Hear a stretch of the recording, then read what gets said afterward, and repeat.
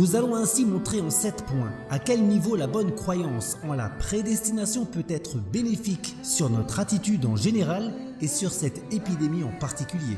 Premièrement, croire en la prédestination, c'est savoir que tout ce qui advient en ce monde est organisé selon l'omniscience, la puissance et la volonté immuable et parfaite de Dieu. De là, nous nous rendons compte que l'aide pour atteindre nos objectifs, mais aussi pour être protégés, ne vient en définitive que de Dieu.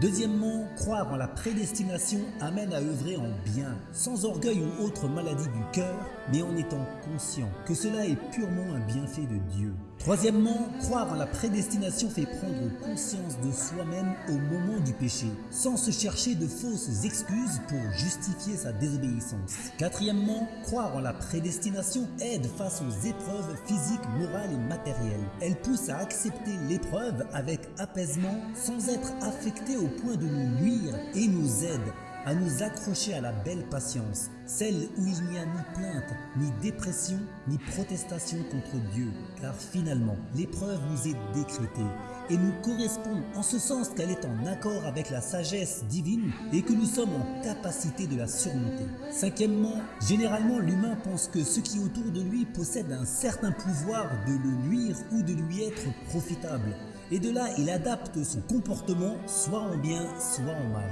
Mais s'il prend conscience que ce qui est autour de lui ne fait que partie de la création de Dieu et que celle-ci est conditionnée et dépendante, à travers laquelle il n'arrive que ce qui lui est destiné, il agira alors avec plus de sérénité. Le messager de Dieu sallallahu alayhi wa sallam dit en ce sens: si tous les membres d'une communauté s'unissaient pour être utiles dans une chose, cette utilité ne pourrait atteindre que si Allah l'a inscrite pour toi. Et si tous les membres d'une communauté s'unissaient pour être nuisibles dans une chose, cette nuisance ne pourrait atteindre que si Allah l'a inscrite pour toi.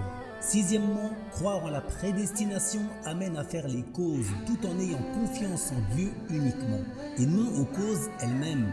Voilà l'attitude de notre prophète Mohammed alayhi salatu wassalam quand il s'est réfugié dans la grotte avec son compagnon. Il utilisa les moyens d'échapper à ceux qui voulaient le tuer, mais en cela, il ne se fia pas à ces moyens-là. Il fut apaisé et confiant, car il était sûr et conscient d'être soutenu par Dieu. Ainsi, faire les causes pour éviter un mal ne contredit en rien la croyance que c'est Dieu qui créait la préservation dans cet agissement précautionneux. Et enfin, septièmement, faire les causes permises pour réaliser nos buts est un principe catégorique dans notre religion, et les abandonner est contraire à la voie droite. Ainsi, croire en la prédestination ne signifie pas être fataliste, en ce sens de ne pas agir tant qu'il y a des alternatives.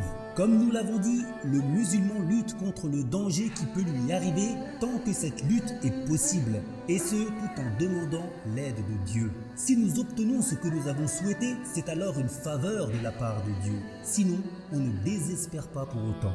Bien entendu, il est préférable de faire de la prévention pour éviter la maladie ou le danger, mais nous utilisons également les moyens permis qui repoussent l'effet habituel s'il est arrivé, comme la prise du médicament pour guérir d'une maladie, tout comme invoquer Dieu et implorer son pardon. Cela reste le moyen principal pour repousser le mal s'il est déjà arrivé ou l'empêcher s'il ne s'est pas encore produit. Et si le mal n'est pas repoussé, nous renouvelons nos tentatives avec acharnement et sérénité, car dans le retard de la fin d'une épreuve, il y a une sagesse divine que nous ignorons.